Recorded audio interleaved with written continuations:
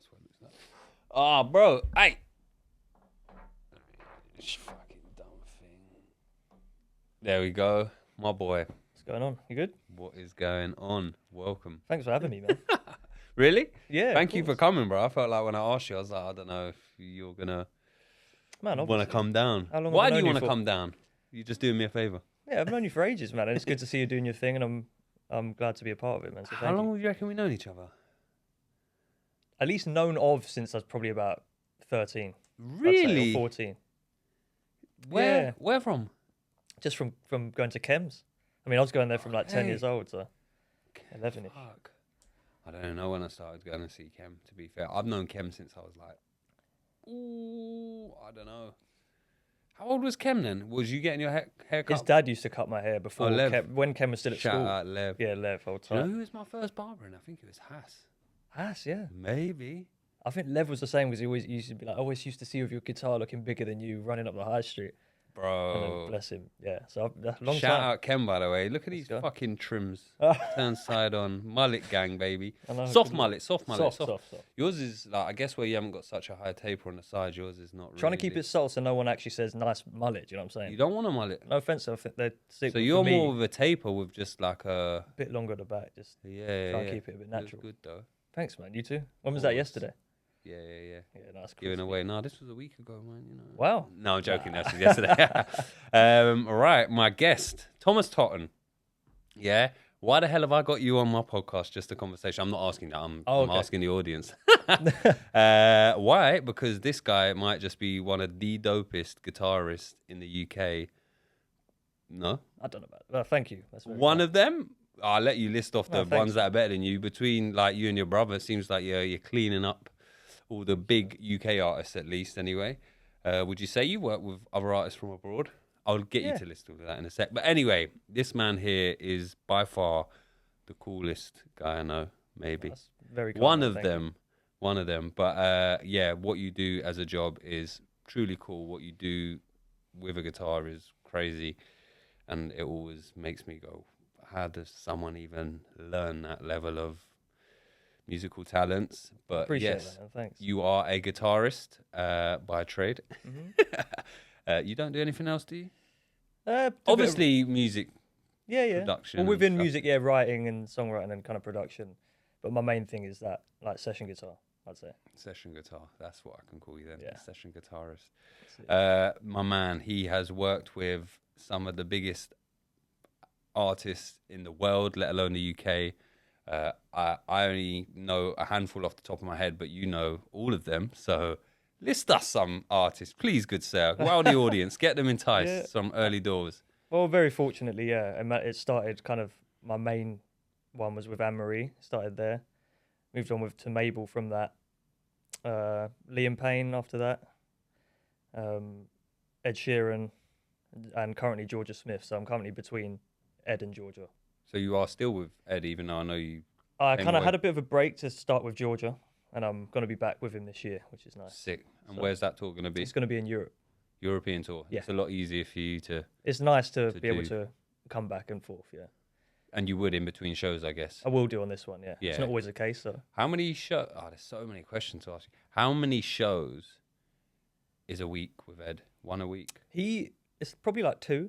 2 a week? Yeah, it's such a big operation and like... you can Set imagine- up, isn't it? Yeah. But that's what I thought. Wouldn't he do if he chose like one arena? He would do 2 or 3 nights in a row at that same arena? Sometimes, yeah. Well, not all the time. Sometimes because he just sell out. It depends what territory it's in, but a lot of the time, yeah, he'd do like a couple of nights.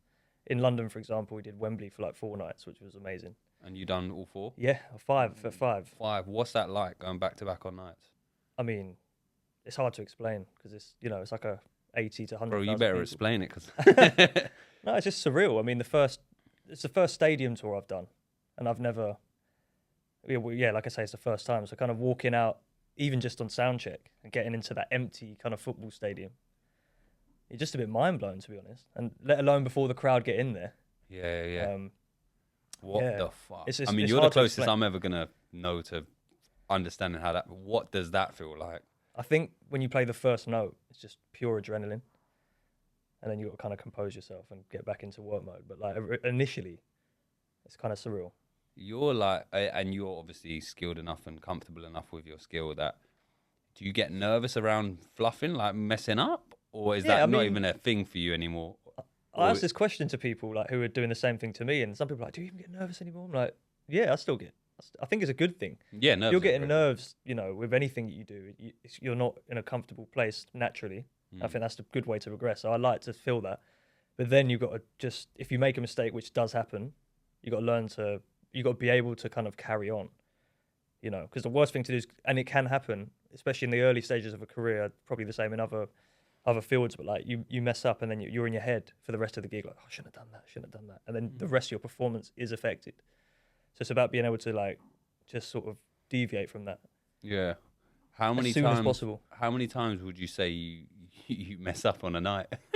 Have you got a perfect role, or every night comes with at least one mistake? Yeah, I mean, there's going to be some kind of mistakes that maybe the public wouldn't know. We would never know. We don't know the notes. Unless there's someone in the audience like, yeah, you did that different tonight. What, is he, a guitar expert? You would have to have someone that knows what you're trying to play. Or it's only the MD, whoever's, or your bandmates that might clock it. Luckily, there hasn't been any serious things. Could you, messing up a bit, influence other people to mess up? Because you're lead guitar, yeah? Yeah. So people follow your suit, or they've got their own thing to do anyway, but if you do something wrong, they're like, shit. It depends. We need to back it. We need to back it. Yeah, no, for real. He's playing the wrong song. Let's back him. I mean, if it went like that, if it was a guitar start, and I've never done this, but if you start the wrong song, it's going to throw someone off because, I don't know, bass might have to come in on verse one or whatever. Yeah. Luckily, it hasn't happened, but. Bro. So that leads me to explain one of the, I always say the coolest gift, because every gift is super cool. I love all my gifts. This is a super, super duper cool gift, and I'm going to let you explain it if you can see. Look into my camera. Get my camera on. Why? There it is. I mean, you should all know that is a guitar plectrum. Yeah, that's the... Tell us. It's from the Mathematics tour, the Divide tour. So they don't make them as like a one-off thing that we got to use. So the tour I last did with Ed, that was from that. So you can have that one. There on that hat. I've got to keep that safe. I'll keep that safe. Talk to me about that. I mean, that's like the biggest tour you've done, probably. For sure, yeah. How many shows? That's a good question. I mean, it was a whole year long that I did, and it's still ongoing now. That tour's still ongoing? Yeah, it's still going on. But he's dipping in and out, because I see the guy at Ipswich games regularly. Yeah, exactly, yeah. I mean... So is it an ongoing tour where he like takes a couple of months off?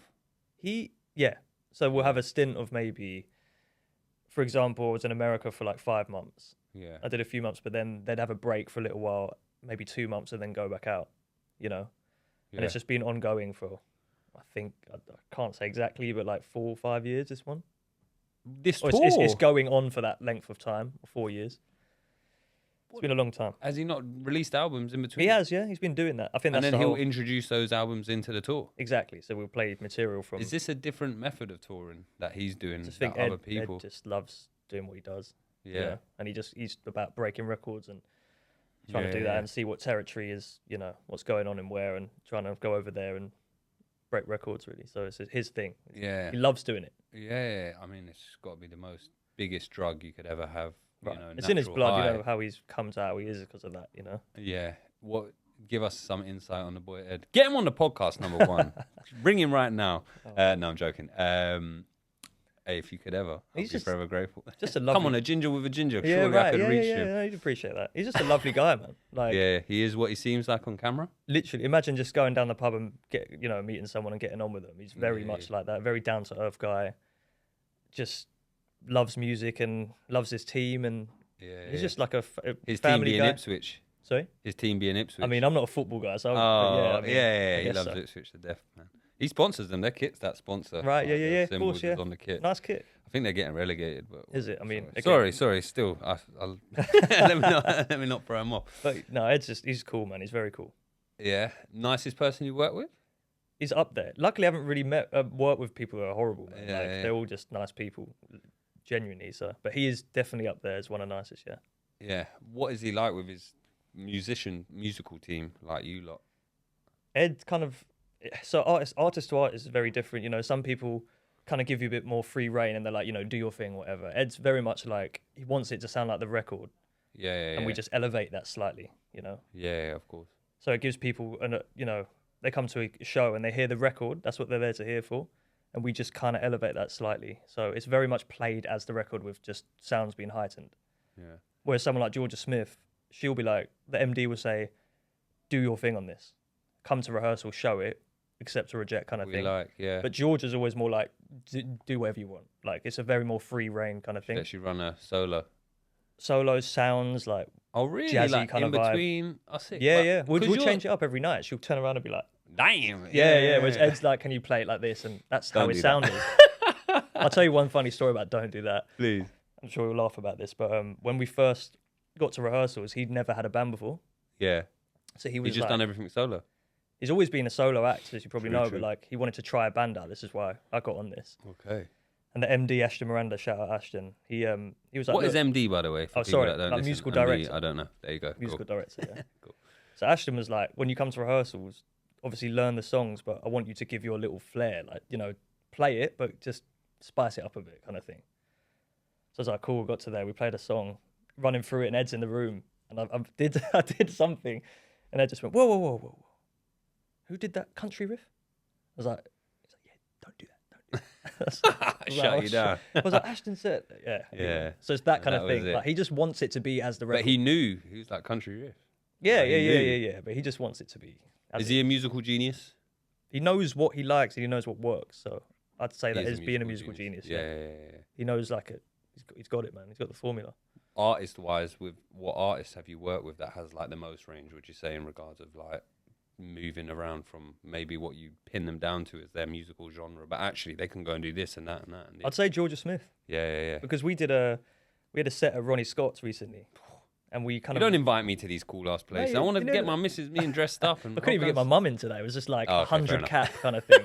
Fair enough. But no, we will one day. Shout out Mumsy. Yeah, shout out Mum. But we kind of redid her album in a jazz way. Sick. Which again, like for an artist to say, can you do that? Like it doesn't really. And happen. She's relying on you to have the ability to do that. Yeah, she just said to again the MD Amane on this one. Yeah. Can you get the band and you to kind of come up with this jazz arrangement? He did all of that. So that in itself is something that doesn't normally happen, especially with artists within a pop realm, which she still is, you know. So that's beautiful though. I saw on the stories that looks sick. Oh, thanks, man. It was great. It was good fun. Also, like your ability, like what genre are you? Like you can just chop and change. I mean, doing what I do, you kind of have to. It's all going to be within pop if you're trying to do that thing. Okay. But obviously, artists within pop change a lot. Like her, she's kind of more. She's got that R&B, sometimes jazz, neo soul thing. So you've got to be able to try and switch to that. And then, I mean, it just depends. I try and. What do you enjoy playing the most? That's my thing. Like neo soul, funk, R&B. But again, it's all within pop, so it depends who the artist is, man. But you just got to try and be like a Swiss Army knife, I'd say. Yeah, well, I guess it's like I would somehow try and relate your amazing story back to what I do. But yeah, it's like if you want to expand your client base and people you can work with, you got to be able to chop and change your ability and that's important. What you can bring to the table, I guess. Again, it's about being uncomfortable. I think is important, man. Because if you're too comfortable, you're never going to elevate to the next thing. So that's a great way to say it. And is that something you constantly would try and put yourself in so that I mean I'm doing it right now with this bloody podcast, you know, taking myself completely out of my comfort zone. That's great. Just to try and learn new things and learn a bit more about yourself, I guess. But in saying all of that, where did you start? Where did guitaring start for you, bro? Yeah, so I was 9 and my brother was 6 and our dad kind of him and my mum broke up, so his kind of outlet was music at the time. He's a bit of a guitarist, a bit of a songwriter. He just kind of has it as a hobby, and he had like a few guitars lying around the house, and we used to go around there every other weekend and kind of pick them up. And I think he saw a bit of potential and he got some lessons. Didn't really think much of it, but we kind of just carried on learning the lesson material. And between me and my brothers, like friendly competition. So if he was learning something quick, and I'd be like, "Geez, I need to get on that," vice versa. And then we just kind of carried on. And after that, got accepted to Brits School, went there. Oh, you went Brits, yeah? Yeah, so I went Kelsey Boys first, which was like a boys' school. Yeah. Got into Brit at 14, did that till 18. Still didn't really know what I was going to do with my life. That was all guitaring though, yeah? It's just guitar. Well, you did normal subjects as well. But you have a BTEC, so you kind of focus on music or drama or whatever you want. But at that stage, I just enjoyed playing, like coming from a school where it's like doing normal subjects, and then all of a sudden, everyone around Kelsey you is Boys doing is thing. some people listening have been gone there, and I'm sure, yeah. I mean, good school, right? it's not around anymore. I mean, I had a good time. What is it was now? rough, Harris I'm not gonna Academy lie. now or something like that. Yeah, it's Harris. It's all academies, bro. Yeah, It was a bit rough. like you had I to got a survive good few it. friends that went there, man. Yeah. How old are you again? You're a bit older. 33. Yeah, you know, like Nigel, Nita, and stuff like that. They're my year. They're like 30. How old's your brother? 30. So Yeah, he would have been. was He standing went there Kelsey. He for didn't a even second, bother. and he didn't like it. Oh, So he okay. moved to Harris. But Fairs. But yeah, man. Who did you go Brits with? Any people that made it out of the game? Adele was like 2 years above me or 3, I think. So I remember being in there and just being in a rehearsal room with her and just didn't, you know. She wasn't Adele at the time. I mean, she was Adele, but she wasn't. I know, it was like a year after But that. people kind of knew. She got famous out of Brits, yeah? Because she dropped her first song while she was still in. I think that's right. Yeah, School? it was shortly after leaving that she kind Yeah, of blew up. fair enough. But did you know when you were in there, you were like, damn.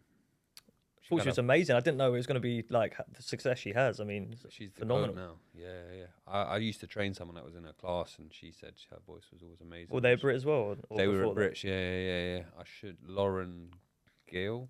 Okay, I'm not sure because it was a few years above me, so I didn't know everyone. I just remember her being there when I was there. Yeah, she was a singer. Sick, man. I didn't even know you went to Brits. But that would make sense musically. Did your brother go? He went as well, yeah. Yeah. By the way, his brother's also a phenomenal guitarist who works with whoever he don't work with. His brother seems to work with, and sometimes they share. Well, yeah. The good thing is that with Jorja stuff, which I'm going back to Ed Yeah. this year, he's going to fill in for me, which is amazing. Yeah. So it's very good that it works out like that. Do you ever get jealous of each other's artists and tours? Not really. I see it as like we can help each other. I was just going back to like when you said you were learning. You were like, hey, he's doing that. I want to do Yeah. that." No, all good at the moment. Yeah. It's nice that we can bounce off each other, and if we need a hand, Yeah. because we play. You live together as well, yeah? Do at the moment. Yeah, sick. It works, Good you know. experience. Yeah, 100%. We play very similarly, kind of look a Your bit neighbours similar. must be like, what the fuck is going on? By the way, they're unbelievable, so I let them get away with it. No, I always think that. I got Splurge Boys, you might not know them, Grime, my good friends, older brothers. They're like producers, but theirs is constant bass, and like they used to live in this like black block of flat apartment sort of thing, and they would be smashing this bass, and they got like kind of soundproofing, but they'd have the window open because it was a smoked up room. Right. I used to think, what the fuck? How are they getting away with this? Yeah, what do the But neighbours it's say about just that? like, I don't know, but they was there for years. Shout out Tank, that was the place, but it's no longer there. But yeah, I always think about like people that play musical. We got a lady that plays the piano beneath us. She only does it during the day, but if you're home during the day, you can hear it. It's quite beautiful But sometimes because it's good. But I can imagine if like I used to have a drum kit in my room when I tried to play drums. at drumming, school. Yeah, from like year 7 to I probably stopped in sixth form. Sold my drum kit in like sixth form. got a few chops. I'm all right. Yeah, okay. Yeah. Let me come down for a jam session. Yeah, man, let's do it. I didn't know that. No, I ain't got too much anymore. But yeah, I used to have a drum kit in my room. You put the silencers on it, but that ain't stopping Right, shit. yeah, You yeah, still yeah. hear the No, of doof, course, doof, of course. doof. And our neighbours must have been like, "What are you I doing?" mean, bro? it can be jarring. Luckily, I'm not really playing. I've got headphones. You can do that, but like, you're normally in a rehearsal studio anyway, and it's just to kind of go over stuff before I get to the studio. So I try and keep it pre 8 p.m. Yeah. but not Because you got it on, you're plugged in. You can do, just yeah. control the sound. No, you can plug it in with headphones now. Yeah. Well, Oh, wasn't okay. the case back in the day. It was amps, and when Yeah. I was at uni, it was that kind of vibe. But now you can. It's all like modelled amps. So you can have amps that aren't actually physical things. Yeah. So the neighbours are all right. They're okay. But shout out, Dad, for getting you going, and yeah, Big shout out to him. Yeah, he was the must one be that believed in us. proudest. Oh, bless man. him. Yeah, he is. That's sweet. All your parents come to all your shows. Yeah. Not all of them, but It's they hard to come. travel around the world. Yeah, I mean, Do you ever fly them out and be like, "Hey, I'm doing this big show. I think I need you here." I would do that, but they're kind of like staying where they're staying. To be honest, Fair enough. do you know what I mean? They're kind of creatures of comfort. I'd say. Is that the phrase? You know what I mean? I'm They're meant to kind be of the genius that has the answers that you need for. they're getting a bit older, and they're like, Yeah, but yeah, if there's a London yeah. show or something, I can get tickets, then they'll definitely come through. But yeah, that is a term, I think. Creature of comfort. Is it? Yeah. Something like that. In saying so, what is the biggest show you've ever done? Like you. I think the Wembley. Well, there was Paris, which was it was like 120,000 in the 120. stadium there. Jesus. What does that sound like? Can you hear? I mean, luckily we got in-ear monitors, which are Yeah. like it's you have your individual mix of everything around you, and they also act as like hearing protection. But I took them out for 1 sec just to hear the crowd, and it was deafening. So would the main artist have them in also? Yeah. But Ed doesn't like them so much. He kind of pulls one ear out, but so you can hear the audience. Yeah, but you have like ambient mics around the stadium or whatever venue you're in, and that kind of feeds in, so you kind of get like as if you were listening without them. But it's just something to get used to. But without them in, it's mad, bro. It's crazy. Yeah, imagine just being at a football game, but you're in the middle of the thing. It's like, I mean, that's the dream. That's always been the dream. But I always think like if I couldn't be a professional athlete and get that buzz off scoring a goal and doing a knee slide in a corner, which would be dope, would be to be a musician and to look out and have all these people singing your song back to you. I mean, I think that's probably more of a adrenaline rush than maybe scoring a goal. Maybe not though. Depends. Do you know what I mean? Ebbs and flows, but. That has to be one of the best feelings ever, just being a musician, rocking on the stage, bro. Yeah, I mean, for me, that's why I never went down the artist route, because I don't really like loads of eyes on me like that. But you're like secretly getting the whole benefits without actually the fame aspect, if that makes sense. That sounds perfect. For me, it is. That sounds couldn't perfect. imagine going and try and get a bottle of milk and then that. For me, it's not. So it's nice that I can be in the background. Have you been out with someone like Ed Sheeran and it's just been like, oh, this is mad, dude, just getting mobbed here? With Liam Payne, R.I.P., but with him, it was very much like more than anything I've ever seen, because obviously the One Direction thing. Massive. We had you and him were close, like you would roll together, kind of. Yeah, he'd be around in the same party, going around the world. It was a nice situation. Yeah. But like he couldn't go anywhere. We had to sign NDAs to say we couldn't say where we were in rehearsal. Of course. At the time, like any social media, because that did happen once. I can't remember who, but someone did post something, just a normal thing about going to rehearsal. But they knew where he was then. I turned up to rehearsal and I saw this black splitter come in, and people were like radios. I was like, "What's going on? It's just some filming here today or something." 5 minutes later, there was like a swarm of people that came just to see where he was at the rehearsal. Jeez. So things like that. Yeah. It's that's. Yeah, I guess that's crazy. I guess, like you said, you kind of get the best benefit. You get to be on a stage, feel the vibe, and then go, see ya. That's your problem now.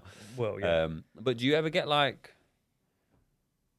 I won't say groupies, but like fans? Do you know what I mean? I mean, I clocked you was on the stage. Yeah, you get the odd little thing sometimes. Can I get a photo? Yeah, sometimes. I think they're not that much, no? Yeah, quite distinctive. I reckon if I saw you and I saw you, I'd be like, hey, that's that. Yeah, a couple of times. I think people are more. They want to see the artist in it. Of course, it's like your talent is crazy, bro. Oh, thank you, man. Don't you think, bro? Sometimes when you and your brother post, like, if you rip a solo, for example, I'm like, oh, bro. No, I appreciate. There's nothing better. Because the singer's a singer, they got great voice, and obviously the power is in the voice. But actually, the musical instrument is as powerful as making the voice. It's complementing the voice, but it's making the voice what it is as well. But yeah, I always think like drums is cool, but shredding a guitar. Maybe you should get on it, man. No, it's too late for me. No, I can just about keep myself together, and also I don't need to give myself more work to do. Right. But okay, I was thinking, I got a son, I was thinking we got him a little guitar. All he does right now is smash me in his mum's head with it, bro. I swear to you, she was laying on the sofa. I'm in the other room. All I hear, I won't repeat the words, but and she's so good with him always. She's so patient, everything. All I heard was, and a big kickoff, and get away from me. And she would never say that normally. And I've come in, and she's got this mark on her head. I was like, what is going on? She was like, I was laying on the sofa. And he's obviously just come from the side with the guitar and just ironed her. Oh, rock star etiquette. Yeah, bro. So you need to come around and teach him. 100% I'd be up for that, yeah. I think like obviously when you're young, you can pick things up pretty easy. Yeah, you got brains like a I'm sponge. like one of those old dogs with no new tricks sort of thing. Just trying to retain the tricks that I have learned in my life. It's hard enough, but I mean, me and you both, really. Yeah. Well, so with that, is that like a constant thing where you have to maintain rehearsal, like for yourself to keep it, or is it like how long you been doing it now? Over 20 years. Yeah. So is it second nature for you? It's got to a point where it's easy for me to work things out. Yeah. But you still need to brush up. I'm not the best guitarist. There's so many people better than me. It's more like good enough to do the job, but then you can always be better, in life. With anything, right? Yeah, in life. Every day's But yeah, no, I'll still brush up and Yeah. trying to, get better at different fields within music anyway. I presume you're so good that you can watch someone play and go, I know what they've done, and you can recite it? Or... Oh, not always. I mean, it depends. There's some people out there that are doing mental things. Like Yeah. Mateus Asato is one of them. Like he's, that kind of... Just shredding. Yeah, it's just a different level. Like, Yeah. but that's that. Is it a case where you could kind of watch their hands and go, ooh, I think I could get that? Or they're just moving so quick and the sounds are so crazy? No, I mean, you kind of train your ear to hear. Well, I did anyway. I'm not Yeah. classically trained or anything. I just rely on my ear mainly. Yeah. So yeah, there's things I could see and be like, oh, he's done that or whatever. But I think I asked you that when we was training. I said,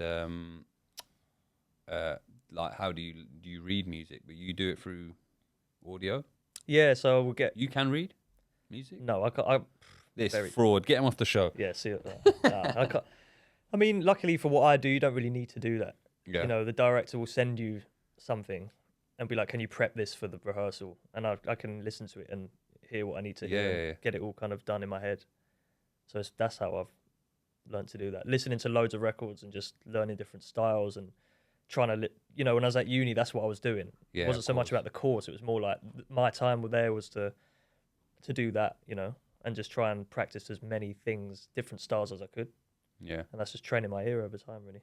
Do you like acoustic guitar? Yeah. Yeah. Both. Favoured? I mean, it's just completely... I prefer playing electric, if I'm honest, but I started off playing acoustic, so I do like it. Yeah. It's a whole different thing, finger style and everything, so... That sounded mad. I'm joking. With electric guitars, are there different types of electric guitars? When I see you take a photo, there's like 4 electric guitars and they all look dope. And I'm like, well, actually, is this just like cars? There's just like different styles of how you visually see them, or do they all do the same thing, or do some actually do different things? Yeah, they're all for different things. Depends on the style of music. Really? Yeah. Like create different sounds? Yeah, or... different tones, yeah. Really? So it depends what song it is. And I'll listen to a song and be like, right, I need that guitar for that. Damn. Yeah, so if it's a bit more rocky, you might go for a Les Paul. If it's a bit more R&B jazz, you have the 335, which is the bigger one with the F holes in it. Mm-hmm. Yeah, they're all for different things. Yeah, you lost me with all that, bro. I was like, Sorry, literally, yeah. no. It's someone. Hopefully, everyone listening will be like, hey, I know what he's talking about. But yeah, with those, I always just think it's so cool to see different ones. But the complexity of actually what you're doing there's a lot of detail to it, which I think it comes across. Because I think, what do you think is the hardest instrument to play? I mean, I've literally only tried drums, bass, and guitar, so I wouldn't. Yeah. But I mean, like visually, you see someone do it and you go, wow, that actually looks pretty intense. Or you've spoken to someone. Because I would say guitar, surely. Yeah. Like the amount of... There's a lot going on when you think play. about it, yeah. At least with a keyboard, it's laid out so you've got... And it's just straight line. That's probably pretty intense. Like when I see certain piano players, I'm like, whoa. I tried it, I just gave up, man. Pretty extreme, especially when they're doing like 2 things with one hand and then the other's doing like a complete different tempo. And I'm like, how do you... That might be quite intense. I think so. I mean, yeah, there's so many. It's just, any woodwind and brass as well. That looks mad. Lots of I got an acquaintance. I saw him playing the violin and then I saw him playing the saxophone. I was like, whoa, that's 2 different things. Yeah. That was just, some families are quite musical, I guess. And start at a young age probably and just pick it up and get used to it. But yeah, definitely, man. You did mention an artist earlier, Liam Payne, obviously. Rest in peace. With that kind of thing and like working with artists, do you, like you say, Ed Sheeran seems pretty down to earth. Like, do you, from your artist side of things, ever get to see the stresses that it puts on these main artists in a way? Do you know what I mean?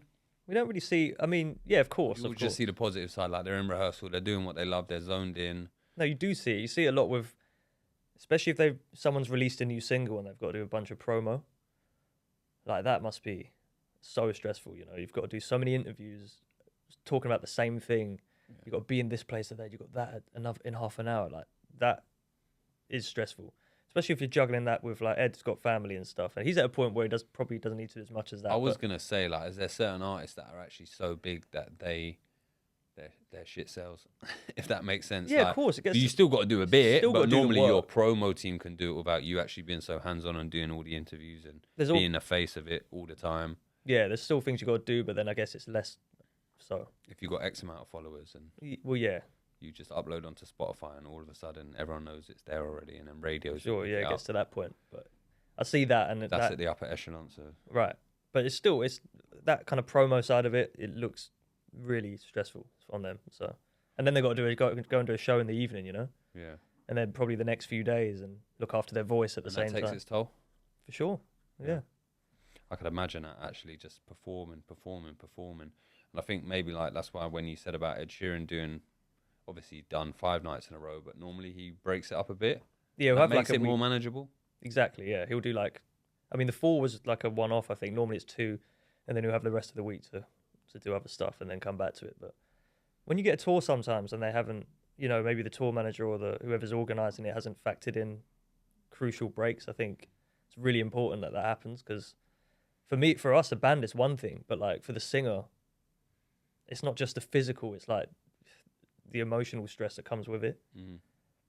And sometimes having to just put on this kind of brave face, they might not be feeling 100%. They've got to go out. Something could have happened in their day earlier and it's pissed them off, and now they've got to come out and put on a show. For people that have paid to see them, you know? It's a lot of, we can see why people have mental, you know, stresses and things. Have you seen it fry anyone personally? Fry, I mean... Like you can just see they're boiling up and they're just ready to fucking explode. Like you can see they probably need a break. Yeah, for sure. But it's just the way it's the kind of dealing with it afterwards. Like, you know, when I work with people like Mable and Anne-Marie, the guy Ashton, he's the MD of Kaiser, it's his company. Their whole philosophy is about like mental well-being and stuff. So we kind of like, we do some meditation sometimes before going on, or just talk about, you know, what makes us feel good, like little things like that, just which actually clear your mind. It seems. Yeah, just before going on. Amazing. And gratitude, and I think that is really important as well within doing what we do in anything anyway. But just being like, this is a great moment, like let's appreciate it. And also, it is a job. Yeah. So I was going to say things like alcohol and partying, which I was going to come to that. we just kind of led on there, but yeah, I mean, you're involved in, there's drinks, you know, you get a rider when there's alcohol in there. So if you wanted to, it could be an everyday thing. But when you kind of get into it, like fortunately like I am, where it's a full-time career, you have to treat it like a job. Yeah. You know, can't be getting drunk on the job all the time. Not even, but not. I don't drink before I go on, just for personal reasons. But like, even like afterwards, it's so easy to be like, right, let's get on the drinks. But like, and then you got to do it again tomorrow. It's every day. Yeah. I mean, we've all been there on a tour. People that have done a tour, and you can see how you fall into that. But it's about balance, man. That's why I came to you with the PT thing and trying to keep that consistent through touring. And how do you do that? Depends, man. It depends if we're on a tour bus, if we're on a flight.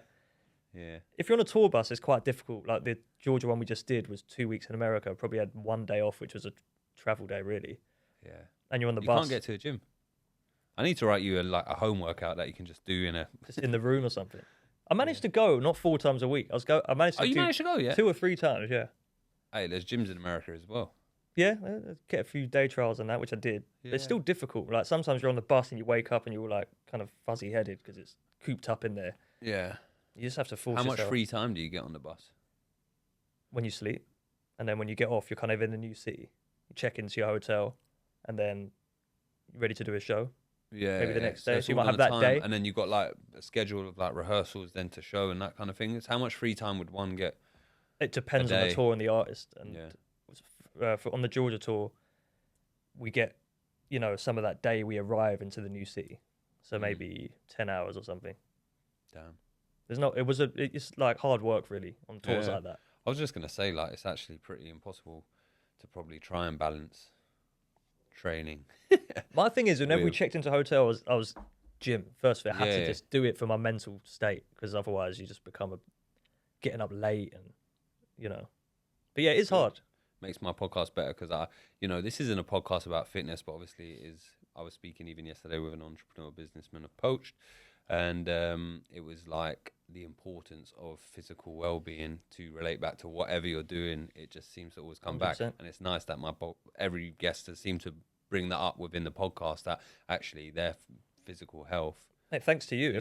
It's not thanks to me. I've only just stepped into your life recently. No, I mean I was always doing it a bit, but since you gave me the plan, it's made me want to just make sure I'm more consistent. Because otherwise, what's the point of getting the plan? And it helps on the road. Like there would be days where I'm like, I can't be bothered. And I'm like, no, actually do it. Yeah. How you feeling? GJ. Good, man. Good. Thank you. Yeah. Yeah. You feeling all right, like training wise and stuff? Yeah, it's going well. How's your back? My back now. Yeah, My back's yeah. all right. Yeah. Oh yeah, I did pull it, but it's good. It's good Yeah. now. How many times have you told me earlier? You told me a cool story. I'm gonna let you share it with the public about your broken back. Oh, it wasn't quite broken. I mean, I know you've had some. I've had a broken back. I didn't quite. Yeah. Basically, the first major audition I had, which I got the gig from, was the Anne-Marie one. So 2019, I think, or 18. And I went to the gym, I was feeling good. I was like, right, morning, let's, start the morning off right. I've got an audition at 11, let's get in there early. Started warming up on the Smith machine squats, First things first, this wasn't on my program. Nah. I've never encouraged Smith machine squats. That is a no-go. I'm going to clip this. It was a warm-up. Do not do Smith machine squats unless... No, just never do Smith machine squats, please. Sorry. All right, well, anyway. There you go, lesson It learned. was lightweight, just warming up. And I literally, I heard it go, like, it was something. I was like, oh my, I was at the bottom. I just had to, like, drop off the bar. And I couldn't get up. It's in pure gin signal. But, bro, this is what I mean. Like, even in that moment, like, you're lucky because the bar's trapped on you. I mean, I thought... It's dangerous, on bro. floor. Like, once you're stuck, you're stuck. It's not like you can just chuck the bar, roll this way, do that. Like, that is why a Smith machine is deadly, bro. Deadly. Literally. Didn't have your plan at the time, man, but... You didn't. I would have never put Smith machine squats. But you had a broken back, and then you had an audition. Yeah, so I went to the shop, got some frozen peas, went in my car with the peas like this. I had to drive back home to get all my gear for, like, the audition. Yeah. Got there, rang my brother, I was like, you need to help me, man. Can you help me load the stuff in the car? Because I was just about driving. You know how it is. Yeah. So he helped me do it. Oh, man. And I remember driving there, walked through the door. Anne-Marie's on the thing. The MD's there. The rest of the band are ready to go because I had to play with the band to a song of one of her songs.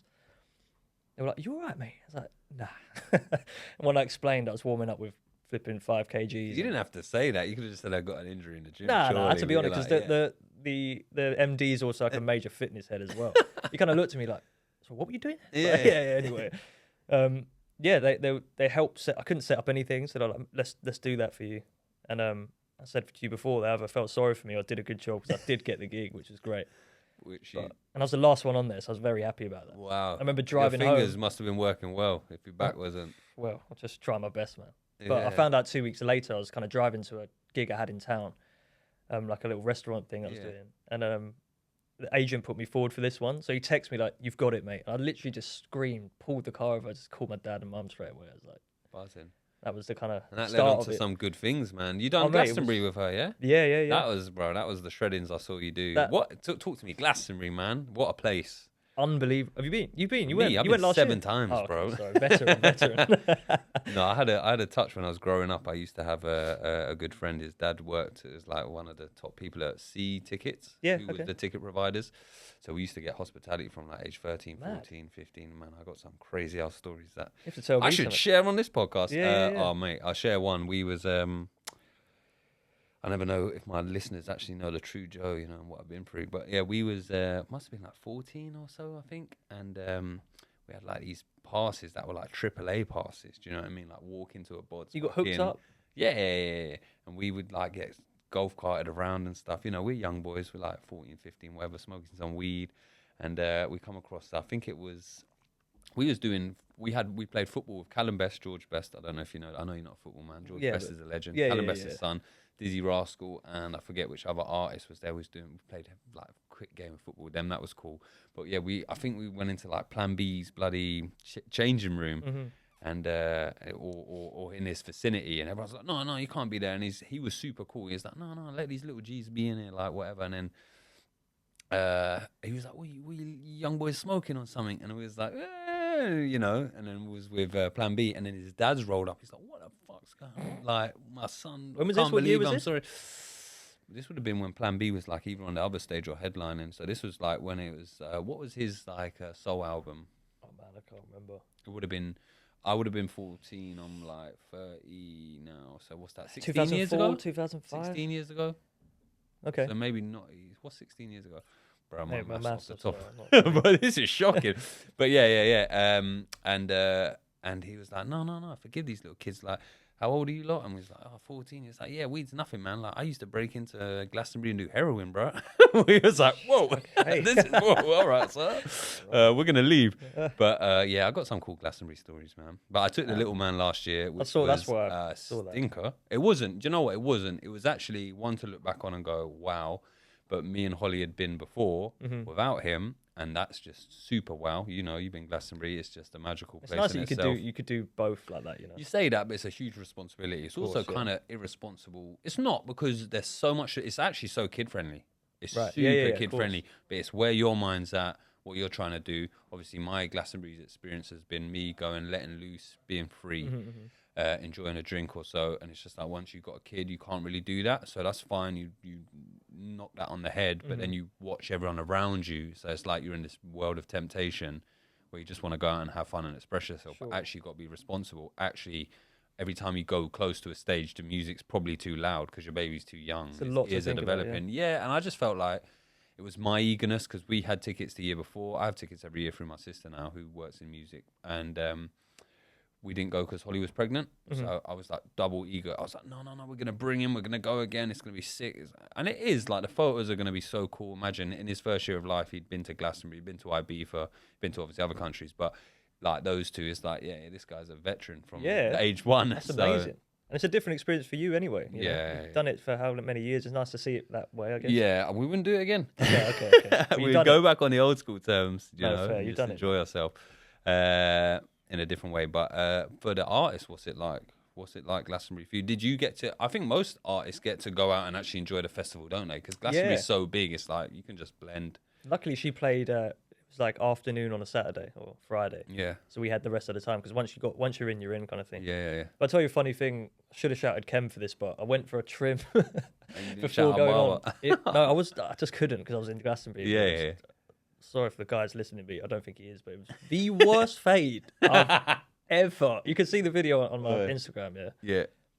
I was for like a low fade. I felt the guy go in with the foil up to the back of my head, and immediately I was like, oh no. Because I told him before, I was like, look, I'm about to do this. This is on BBC Forever, probably. No, it is. It's on BBC One. Yeah. There's two sides to the story, but like, yeah, I was like, I just let him know. I was like, by the way, I'm about to go on this thing. He's like, oh, mate, so I'm going to see my trim on TV. I was like, yeah. All right, cool. I was like, oh no. And it was like... So was it actually a bad fade, or a bad fade because you didn't like how high you went? No, there was no blame. It was butchered my boy's head. It was... Jesus. Bless him. It was bad. It was really bad. Anyway, I had to go... Where did you find him? Just looking online and stuff. Instagram. That's what I normally do when I go to a new city. I look around. Anyway. Got there, did the gig, and then the worst thing that happened was I have this big solo moment with her where I kind of... The Shredders, bro. One of my favourite videos. Yeah, I favorited that shit. I don't know if you know this, though, and you'll know it now when you watch it. I'm going to watch it as soon as we finish. It comes up, and just like seconds before my solo bit, I'm like to our tech, my friend Rob, I'm like, Rob, there's no guitar. The volume's gone. Everything's gone down. Look down at the board, no lights. I was like, I had like 10 seconds to go, yeah? And my friend comes over, he looks at it, just rips the distortion pedal out of the whole circuit, plugs it straight into the amp. So the board was now benign, yeah? So it's just the distortion pedal. Shit. And in the video, you see me go like that, turn around, the camera comes off, you hear it clunk in, then I'm in, and I have to walk forward. It was like literally a split second on BBC where it could have been like... But I didn't even notice that shit, but you then went on to rip the maddest solo. So how good are you at what you do? You just... I mean, I'm my friend Rob, the tech, because if it weren't for him, I don't know what would have happened. You'd have been just... No, the cameras would have been... She would have been looking at where I was, and I'd be like... like, it could have been so bad. Luckily, it wasn't, and it turned out great, luckily. How many people were in that audience? I actually don't know. But it was main stage. Pretty big, yeah. It was pyramid stage at like afternoon. So everyone's there hanging. At the time, the biggest thing I've done. Yeah, that was. For that, and then for that to happen, I was shitting myself. Yeah. Luckily, and you went and shredded a whole new one. Had to just, like what we were saying about earlier, like just forget and go. Yeah. I think that's the beauty about like when you're actually a true skilled person, it's like second nature, if that makes sense to what you're doing. And that's what I'm trying to do on this podcast, because I was saying to someone else, I take a lot of constructive criticism after, like I'm a few podcasts too late, but like actually having the mics in the right place. Mine has never been too bad, but a few of my guests have sadly been fluctuating. No, you're perfect, but a few of my guests were like, right, yeah. Mate, this is sound guy's like, nightmare. Or they're like, yo, what are you saying? Yeah, and it's moving so much that the sound volume controls. Dipping in and out. But I just said, everyone's trying to give me this constructive criticism, and I'm like trying to take it on. Like, actually, you need to find a place to go with your artist, and you need to question it. You need to do this. And I'm just like, do you know what? It's reps. Like, until I do X amount and I've got that experience and I really know the flow truly then. know and I know the flow. Like I'm brand new to this. This is number. Mate, I think you're good. You're good at. What's this? Number 7. This might be number 7. Yeah? That's not even a lot of podcasts. Do you know what I mean? No, I've you're put very 7 natural hours with into it. this. It's good. I try, but it's good, and that's why it's important to have good guests that know what they're talking about. Do you know what I mean? Like you clearly are passionate about what you do, and you have good stories about what you do, and you have knowledge about what you do. So therefore, my job is easy. I just ask and you tell. Do you know what I mean? Yeah, sure. That's why it's important to probably get someone on the other side of the mic that's like has something worth telling. Oh, sure, Do you know what I mean? Yeah. I've got a few cool ideas as well. I've got do you know a guy called Snowy Danger? I don't actually know. No, he's like blown up on Instagram, but he's a beer man. Like his whole Instagram's about being a lad, and I'm just like I want to do a whole throw off one where I just get him on with the beers and just an evening podcast and just take it away and do something different. I want to see if I can get some videos up on his screen, and there's ideas, but that's a good one. I think it's all to come. But yeah, no credit to you for making that work back around on the guitar, bro. Thanks, man. Appreciate it. Would you ever do anything else with your life other than play golf? Listen, if I was like sick at golf, I would probably switch it now. I don't know. Bro, that's it. You watch Full Swing?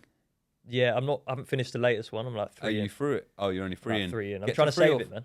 Bro, I didn't even realize because you know they do the sick thing where they do the tournament and then the award money. I didn't even realize the FedEx Cup's like 25 mil payout, bro. Bro, I know. Scotty Scheffler's just, bro. Yeah, but how good have you got to be though to be at that level? Of like, course. Geez. But even like third place, 7.5 mil, like the payouts is mad. But your caddy gets 10%. Oh yeah, he's lovely. So Scotty Scheffler's, who's got the best caddy by the way, yeah. Scott, I forget his name. I can't remember. But he done Bubba Watson before.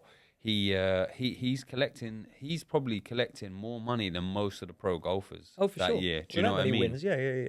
That's a 2.5 mil payout for that one weekend. Kill it. But they do their work. They do their work. Man. People don't realise what caddies do. There's a lot of prep going into that, isn't there?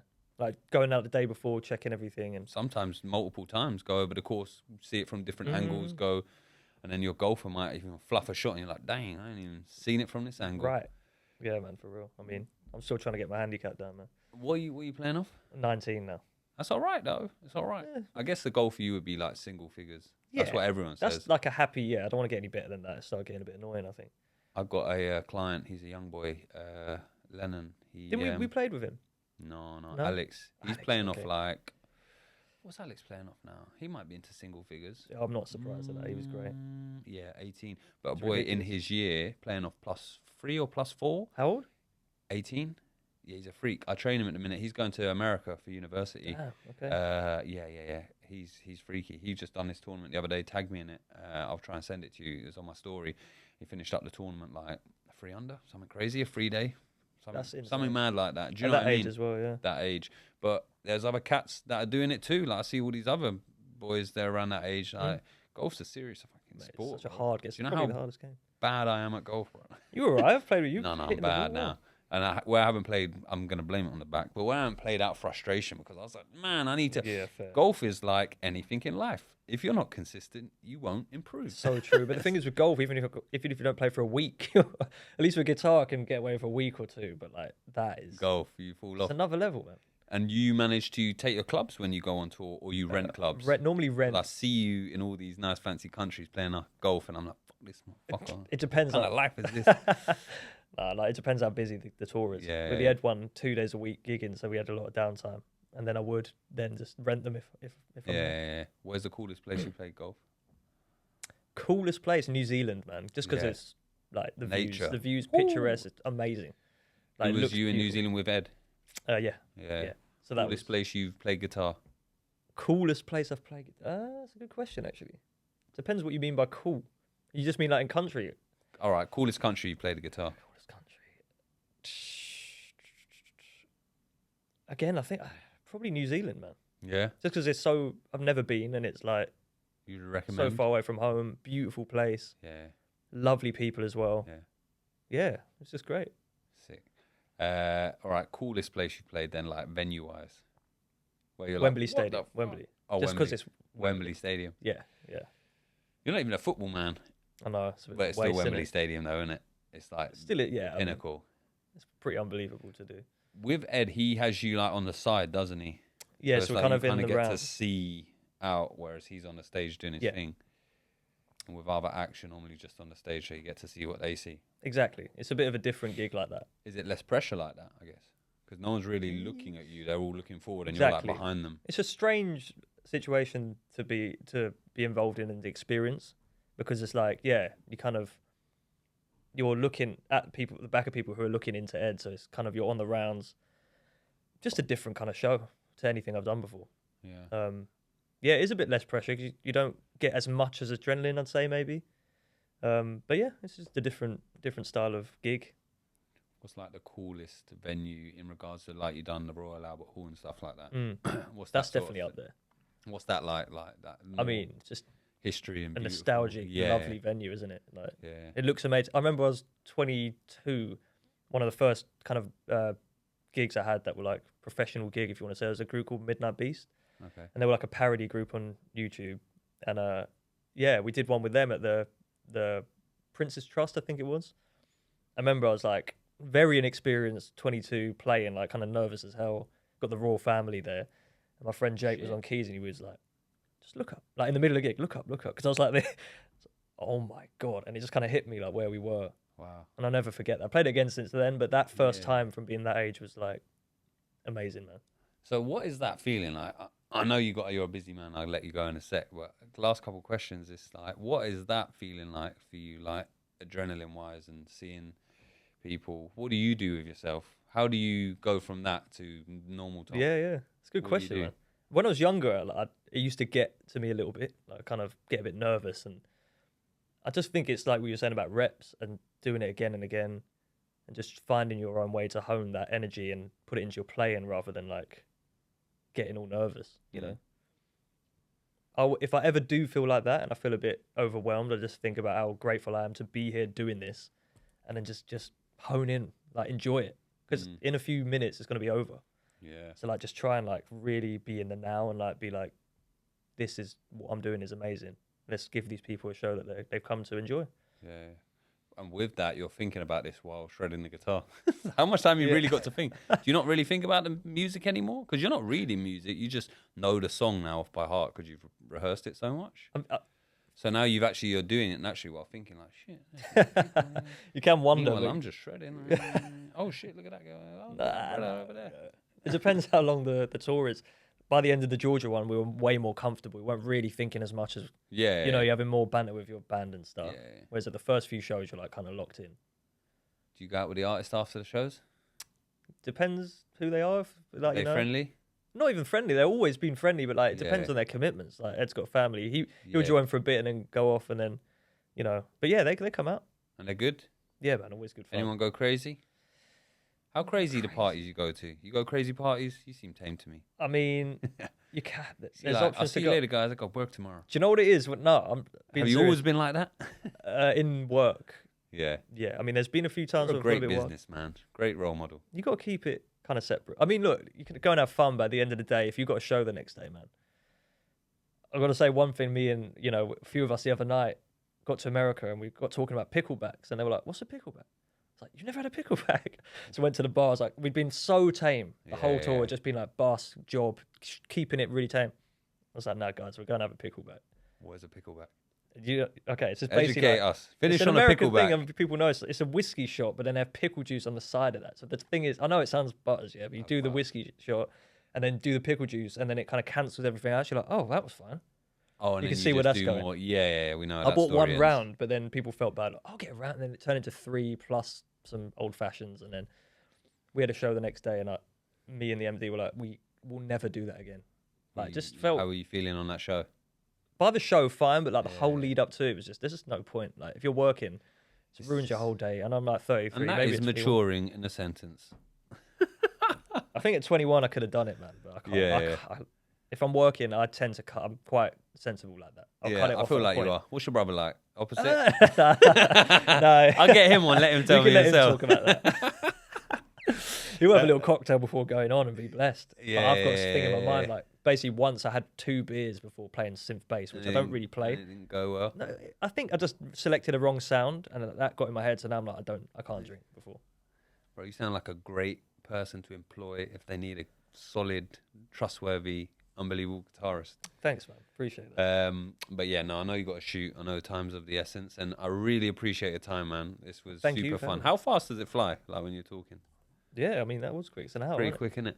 But yeah, listen, we'll do it again when you're touring with someone else cool, and I'll rob all their stories. For sure. Thank you for my cool last pick, by the way. Oh, no problem. That's super dope. I need to keep that close because one of my other guests gave me another small item and I've lost it. But it was super small. But I ain't going to lose that. I'm going to put that inside the glass and that will stay there forever. It's a pleasure. Thank you as always. Thank you all for listening. I need to do more by saying like and subscribe if you've enjoyed this. Please share it with your friends.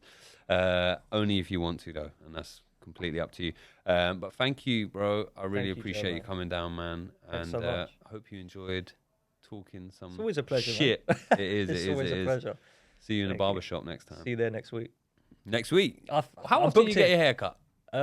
Now with this trim, like 2 weeks. But when I was getting Because that... you've got to keep tapering the yeah, sides. it's long. But when I was getting that the short thing, it was like every 10 days. Really? I heard you were every week. Nah, bro. I used to do that shit. Like Kevin said you're an every week guy recently. That's how he sells it to my friends and customers that I've given him so that they come every week. But no, I used to get a haircut and then get a small touch-up the week after. That was when I didn't have a child and maybe work was, I don't know, different. Mate, I've only ever seen your hair fresh, though. I would take that, but these last couple of podcasts have been pretty shit. We're getting older now anyway. Whatever. Hair's still healthy. Touch wood. It's all good. But thank you, brother. Thank you, too. Thank you all. And just a conversation.